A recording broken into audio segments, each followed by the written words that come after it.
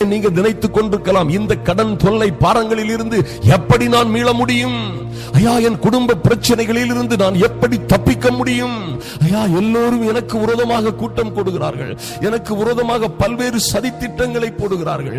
என் கணவன் இனி திரும்பி வரப்போவதில்லை, என் மனைவி இனி திரும்பி வரப்போவதில்லை, என் பிள்ளைகள் இனி வாழப்போவதில்லை, அதற்குள்ள சாத்திய கூறுகள் இல்லை, நான் வாழ்வதை விட சாவதே மேல்.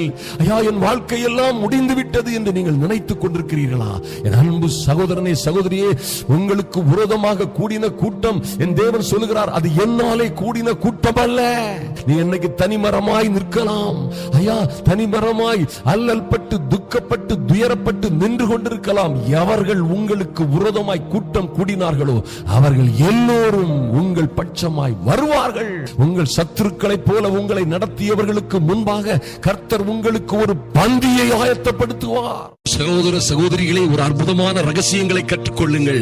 ஐயா, இந்த பூமியை சுதந்திரித்துக் கொள்ள ஒரு அற்புதமான வழியை கர்த்தரே மத்தேயு 5ஆம் அதிகாரத்திலே சொல்லுகிறார். நீங்கள் சாந்த குணம் உள்ளவர்களாய் வாழுவீர்கள் என்றால் பாக்கியவான்களாய் பூமியை சுதந்திரித்துக் கொள்ளுகிறவர்களாய் வாழ்வீர்கள்.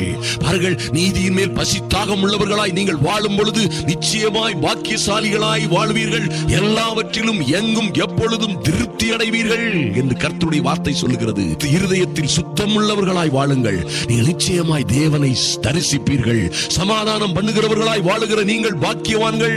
நீங்கள் தேவனுடைய புத்திரர் எனப்படுவீர்கள், மாற்றமே இல்லை. துயரப்படுகிற நீங்கள் பாக்கியவான்கள், நிச்சயமாய் ஆறுதல் அடைவீர்கள்.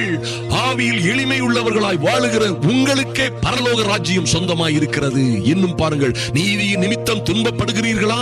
கர்த்தரே சொல்லுகிறார், நீதியின் நிமித்தம் துன்பப்படுகிற நீங்கள் பாக்கியவான்கள், பரலோக ராஜ்யம் உங்களுடையது.